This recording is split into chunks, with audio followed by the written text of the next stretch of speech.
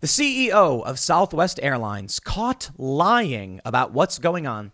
You may have heard the story. Southwest canceled thousands of flights. Maybe it affected you and you were trying to travel. Some airlines did cancel other flights, but Southwest, I think over 3,000 plus flights were canceled. And they claimed it was weather, air traffic control issues, except weather that only affects one airline, sure. Well, we started to hear rumors that pilots were striking or calling in sick in a freedom flu. It's not necessarily true. My understanding is that many of these pilots have just reached their wits' end, that they don't want to get the vaccine, so they're calling in sick, and they're using up vacation days and sick days before they ultimately get fired or quit. This is going to be devastating for a lot of industries, and we're likely going to see a lot more of it. I think the media is absolutely lying when they claim everybody's absolutely okay with vaccine mandates. Nah, I don't believe you. But the guy got caught lying. We have this story from CNBC, and we have some other developments on the vaccine mandate with Texas and the federal government. CNBC reports Southwest CEO says he never wanted a COVID vaccine mandate, but Biden forced his hand. Biden, the perfect patsy. Blame him. Okay, well, he says they don't want a vaccine mandate. Southwest is based in Texas. Texas just banned vaccine mandates. Southwest Airlines says, no, we're not going to use that ban in Texas as a reason not to have vaccine mandates. So you mean to tell me the state in which you operate has told you it is illegal to do this, and you're still choosing to do this? Yeah, okay, they definitely want a vaccine mandate. But I'll mention something else that's very, very important in this story about catching this guy in a lie. I'm sure you've seen Law and Order or shows like it, where there'll be like a guy, it disappears and is last seen in Grand Central Station. And then they'll be interrogating a witness, a suspect. And they'll be like, John's gone missing. Now we're trying to find out exactly where he was. And the suspect goes, hey, look, man, I ain't never even been to Grand Central Station. And then the detectives go, we never said Grand Central Station. Ha, gotcha. That's the old trope, right? Why is the Southwest CEO coming out and saying, I don't even want a vaccine mandate, like trying to placate those who are clearly upset about it, right? If the story is that your flights are being canceled over weather, why would you even bring up vaccine mandates? Maybe they asked him and said, are people mad about it? Look, I don't know, man. I don't even want them. Let me put it this way. All but confirmed is what I would say. All but confirmed. It's not confirmed. But when you have widespread reports of pilots saying no vaccine mandates, pilots apparently aren't showing up, and then you have the CEO come out and say he never even wanted vaccine mandates when no one is asking him, or that's not even the claim being made. And then he refuses to take the opportunity of Texas banning it. No, he wants vaccine mandates. He knows it's unpopular. He's desperately trying to deny it. And then publicly, we're getting this garbage news like in V for Vendetta, where they're just saying, you know, everything's fine. Or I'm sorry, not everything's fine, but your government is in control and there's dangers all around you. Here's what he said. He said, I've never been in favor of corporations imposing that kind of mandate. I'm not in favor of that. However, Kelly said the Dallas-based carrier is complying with federal rules put in place by the Biden administration. The objective here, obviously, is to improve health and safety, not for people to lose their jobs. Well, my friends, over in Texas, we have Governor Greg Abbott saying vaccine mandates are hereby decreed to be illegal. Now, can he decree this? Technically, I would say no. It's got to go through the legislature. And he's actually said once the legislature passes an actual law, he'll rescind the executive order. However, we had this argument last night on Timcast IRL, and I mentioned this yesterday. I think there's a big difference between creating a law by decree and announcing you will enforce non-discrimination law. If a law already says you can't discriminate on the basis of medical reasons or religious reasons, in this instance, it is pushing it, in my opinion. I'm not a fan of this, but to be like, I'm hereby, announcing you can't discriminate against people on the basis of these things. And that's exactly what he said. People's personally held moral or religious beliefs or medical exemptions. So the law's on the book saying you can't discriminate in that capacity. Now, as to whether or not it's legal, it's got to go through the legislative branch and it's got to go through the courts. But here's where it gets interesting. American and Southwest Airlines reject the Texas order banning vaccine mandates. And now this is going to, Texas is going to clash right into the federal government, because the breaking news we have right now, OSHA submits vaccine rule to the Office of Management and Budget jump-starting review process. So let's work through this one. First, what's going on with these airlines? The New York Times says American Airlines and Southwest, citing federal requirements, said on Tuesday they would not comply with an order from the governor of Texas barring private employers from mandating coronavirus vaccines in the state. Governor Greg Abbott, a strong opponent of vaccine mandates, issued the order on Monday, saying inoculation against the coronavirus should always be voluntary for Texans. We believe the federal vaccine mandate supersedes any conflicting state laws, and this does not change anything for American. For American? Oh, the airline. Haha. Said a spokesman for the airline, which is based in Fort Worth. Southwest, which is based in Dallas, said it would remain compliant with the federal mandate. Then Abbott, you better drop the hammer. I want to see fines for every single employee they have in that state. Otherwise, your words mean nothing. The Greater Houston Partnership, a business group that counts ExxonMobil, Chevron, JP Morgan, Chase as members, also came out Tuesday against Mr. Abbott's order, saying it does not support Texas businesses' ability and duty to create a safe workplace. Biden announced last month federal contractors and their employees would need to be vaccinated, with limited exceptions. Like other major employers, American and Southwest cited that requirement and their status as contractors in announcing that employees must be vaccinated. Isn't that really, really amazing? Aren't these airlines supposed to be private entities? Yeah, they're quasi-governmental agencies. And so when Joe Biden says federal contractors must be vaccinated, they say, okay. Yeah, not a private business. Mr. Biden also announced that workers at companies with more than 100 employees would have to be vaccinated or tested regularly. Those requirements are dependent on new rules that the Occupational Safety and Health Administration has not issued yet. That requirement will cover tens of millions of workers, the administration said. Healthcare workers at institutions that receive funding from Medicaid and Medicare will also require vaccination. Jen Psaki, the White House press secretary, accused Abbott on Tuesday of putting politics ahead of public health and said federal law supersedes state and local ones. That'll be a really interesting battle in the courts, mind you. The administration will continue to pursue the expansive mandates it announced last month, she said, adding that business leaders who had already introduced mandates had reported positive results. Let me tell you something, my friends. So long as California can declare itself a sanctuary state and allow people to illegally cross the border to influence the greater nation's elections, don't come to me and claim your laws supersede anybody else's. The emperor has no clothes. The federal government has no power and struggles to do anything effective. Are they able to stop the widespread riots? No. But you want to know why the feds go after a garage pull rope? Because it's the only thing they can actually do. They have no power. They've desperately tried to curtail California's rampant abuse of federal law, and they can't do it. And they know they can't do it. So when you get reports of widespread rioting, they're sitting there shaking, being like, we are such pathetic losers, completely unable to do anything to maintain social cohesion in this country. Let's just go after low-hanging fruit. And this is true. I'm not talking about just law enforcement. I'm talking about the entirety of the federal government, from the president to Congress, etc. They are powerless. They have no clothes. It has faltered some time ago.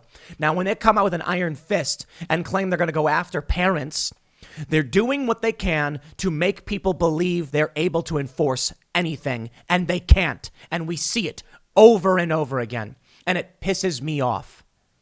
Because I think we need to have social cohesion and laws in this country. But here's the problem. What do we get? The ATF? What are they doing? Enforcing rules Democrats want on rural communities makes literally no sense. That's the best they can do. The southern border is collapsing. It's a joke around the world. Haitians are coming to the southern border because they know they can get in. Migrants from all over the world, from Africa, are coming up to the southern border because they know it's broken. The federal government has lost the ability to enforce anything. Now, don't get me wrong. They can enforce garage pull ropes. Sure. What about the Durham probe?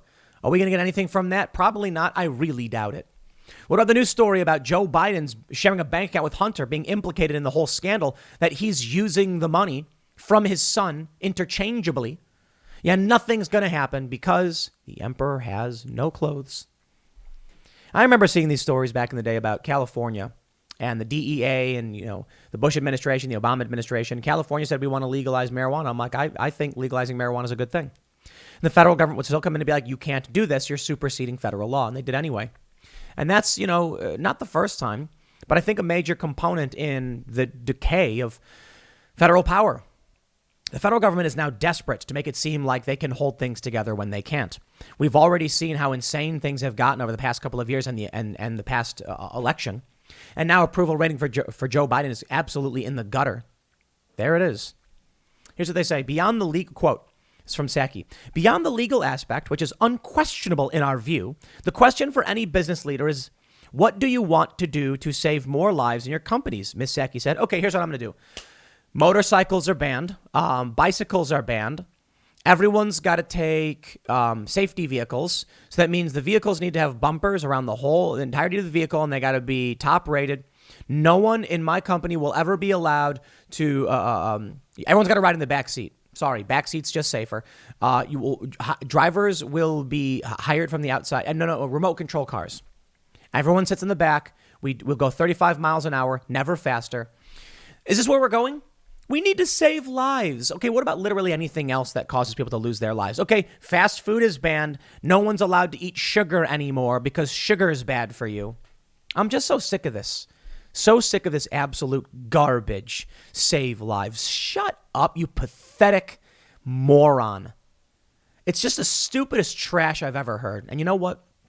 There are people who fall for it, and they gobble it all right up. But Joe Biden's collapsing approval rating says to me that people are saying, I'm mad as hell and I can't take it anymore. Will they stand up and push back? Maybe. Maybe not. I think the Southwest airline thing shows that it doesn't matter whether they push back or not. People have their limit, and they'll make that choice. And that's why I think what's happening with Southwest is so important. I talked to a pilot, as I mentioned, and it is not a bunch of people saying, we better hold the line. It's a guy sitting down. And he gets the notification from his boss saying you have to get the vaccine mandate. And he goes, look, I'm going to call in sick. I'm not feeling well. I'll let you know what happens. And then a few days goes by, and then he says, use all my vacation days, my paid time off, whatever. Precipitating departure. Yeah, that's what we were talking about the other day, that pilots have to use their sick time and their vacation time before they get fired if they want to get that money out. So if they're planning on quitting on a Monday, but they've got 2 weeks vacations, saved up, why not take the 2 weeks pay and then quit? Right? Well, ladies and gentlemen, we are on a roll. We are off to the races. OSHA has submitted their vaccine rule, CNN reports. The Occupational Safety and Health Administration, which falls under the Labor Department, has submitted the text of a new vaccine rule for large employers to the Office of Management and Budget, bringing the emergency standard announced by Joe Biden one step closer to taking effect. Quote, OSHA has been working expeditiously to develop an emergency temporary standard. Oh, yeah, there's nothing more permanent than a temporary government program. They say that covers employers with 100 or more employees to ensure their workers are fully vaccinated or undergo weekly testing to protect employees from the spread of coronavirus in the workplace, the Labor Department spokesman said Tuesday. On Tuesday, October 12th, as part of the regulatory review process, the agency submitted the initial text of the emergency temporary standard to the Office of Management and Budget. Once OMB concludes its review of the regulation, the emergency temporary standard will be published in the Federal Register when it will go into effect. Last month, Biden made the announcement, this we understand, saying, quote, while America is in much better shape than it was 7 months ago when I took office, I need to tell you a second fact. We're in a tough stretch, and it could last for a while. The new emergency temporary standard will require large employers to give their workers paid time off to get vaccinated if businesses don't comply. The government will take enforcement actions, which could include substantial fines of up to nearly $14,000 per violation, according to officials. Officials have said the standard was a minimum and that some companies may choose to go further, including by mandating the vaccine instead of offering testing alternatives. Each employer will decide exactly what they want to do, but what we're saying through the Department of Labor rule-making process is a minimum of testing once a week or full vaccination. Well, we here at timcast.com do not have 100 employees, but I will stand alongside the likes of The Blaze and the Daily Wire and any one of these other outlets that have said we will not comply. While they're not going to come after someone as small as us, I'm still saying the same thing. Never will I discriminate against my employees forcing them to undergo medical testing, a coercive practice that just forces people to get vaccinated. And I'm not going to be inquiring about people's private medical histories. As many of you who follow the show may know, our producer at timcast.com, Lydia, has multiple sclerosis and was advised that she cannot get the vaccine by her doctor. Now, first and foremost, before I said on the show that she does have MS, I asked if we know, having known, I asked her if it was okay that we state this publicly, if she's okay with people knowing this. Why? Some people don't want you to know their private business. Some people have disabilities or diseases, and they don't think it's any of your business and don't want to be seen as lesser or injured or weak in any way. And it's their choice whether or not to disclose if they have certain medical conditions. Certain medical conditions. Of course, contagious diseases, I understand. However, as much as I do, I got to tell you, I think COVID is bad.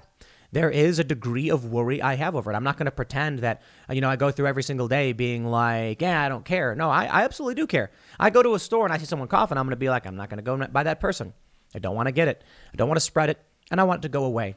I do think it's bad. I think people underestimate it. I really, really do. When I have people like, Alex Jones on and Michaela Peterson, and they're talking about the people they know who've gotten it and how serious it is, I'm like, I don't think it's a game. I think it's serious.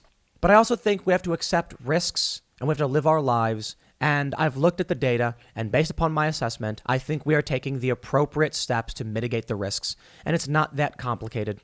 When people want to come on the show, we've had multiple guests be like, guys, I think I'm sick. It's great. It's almost self-regulatory. We've had guests that call up and they say, I think I'm getting sick. I'm not going to come. And we say, thank you for letting us know. Actually, the new studio is socially distanced anyway, so it kind of works out. The table's so big, everyone's far away from each other.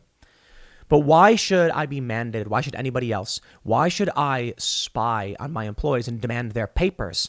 And first and foremost, why would I as a CEO be exempt from these rules? You see how it works? I could, as the CEO of this company, mandate everything for my employees, and I can do whatever I want. No, I don't accept that. I don't believe in this elitist, neoliberal, neocon establishment trash world that they've been trying to build. I'm not gonna revel in it. I'm not going to accept it. And if it ever comes down to it, if we are about to cross that threshold into 100 employees, I'm going to outright just be like, ain't doing it. You can do whatever you want, Joe Biden, your stupid, federal mandates or whatever. I'm not playing that game. Many other businesses have done the same. Now, I can tell you it's a bit different for a media company. I'm interested to see what happens with the Daily Wire, Blaze, and these other companies that have stood up and said no. And I'll give a special shout out to the Washington Examiner. They do have a vaccine mandate. Hypocrites. Fox News, Tucker Carlson. Tucker Carlson can come out all day complaining about this, hosting these pilots. Fox News is a vaccine mandate. Spare me your hypocrisy. I'm not going to do it. Now, a lot of people have pointed out that when this rule goes into effect, just break up your company into smaller companies. And that's one thing that you could do. Got an HR department? Make your own HR company. Expand to other clients and other services. And now you have only 50 employees in your company because the other 50, not every, half your company shouldn't be HR, but you get the point. If you've got 100 employees and you have 3 HR employees, then start a spin off another company. That's what people have been saying. I don't know the actual legalities of that, but a lot of people are saying they'll just spin off their HR into a private company and then contract with the HR company, and it puts them under the threshold. One guy in a viral video said that once the rule came in, he had like 130 something employees. He fired every vaccinated employee. That to me is a little extreme. I wouldn't do that. I don't care if you're vaccinated. By all means, go to your doctor and figure out what makes sense for you. But we got to say no to this stuff. There are limits. We had a really great conversation the other day on morality. Ian brought up a really good point about airborne Ebola, for instance. I was saying, look, when it comes to this, people have a right to choose their medical treatments, blah, blah, blah. And Ian was like, but it's an infectious disease. Abbott shouldn't have the ability to tell stores they can't, they can't stop people if they're trying to, they can't have the mandate if they're trying to stop a contagious disease. And then he said, so what about Ebola? If it's Ebola and it's a 50% mortality, then everyone's rights be damned. And my answer is, yeah. Yes. It's not easy. And we all have different lines in morality. Some people think some things are egregious acts that can't be crossed. Others don't. There are some things that are universally considered to be unjust, amoral, or unethical. We have those universal rules. But when it comes to other things like trying to figure out where and when we are allowed to apply mandates, it's very difficult. The point is, the first thing I said, with an airborne Ebola, people's insides are liquefying and they're dropping dead, like 80% or some ridiculous rate. I mean, you're going to self-regulate. What's going to happen is people are going to be terrified seeing their neighbors collapse on the ground, and they're going to run, and they're going to run for the hills, and they're going to say, keep everyone away from me. They're going to beg for the vaccine as soon as possible because an 80% mortality rate compared with even a 1% risk is worth it. Now, I'm not saying the vaccines have that level of a risk. I'm just saying that people are going to be like, whoa. With vaccine hesitancy, I think that's not even the right word, because some people are like outright like, you ain't going to get me to do it.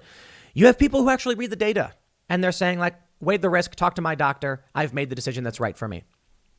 We're not talking about airborne Ebola. When you have a situation like this, and actually in any situation, there's no logical hard line. It's not as easy to say. It's analog versus digital. Some people think it's going to be black and white, 1 or 0. And that we're going to be like, either we're allowed to impose mandates or we're not. And I'm like, it's never that simple. It is never that simple. Right now, the risk, as people have seen based on all of the data, has led a lot of people to conclude the risk is not worth the sacrifice of freedoms. If it came to an airborne, widespread Ebola that was plaguing the nation, you would have a very different response from the people. So long as we are divided in this way, then that's it. If Texas says the elected representative has determined this not to be acceptable, then Texas has done it. Then you can leave Texas. It is not so easy to figure out how we do these things, but I can tell you this. The president ruling by decree, Southwest lying. These people are authoritarians who want power and they don't care about you. They want to mitigate responsibility, liability, and they want to be able to impose. They want to make it easy for themselves. Because I'll tell you this: the CEOs of these companies, the higher ups, the executives, I really doubt they have to do anything.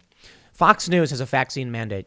When Tucker Carlson was asked about it, he responded with, when was the last time you slept with your wife or something to that effect? I'd be willing to bet a large amount of money that Tucker Carlson is not vaccinated. I'd say the same thing of Joe Rogan as well.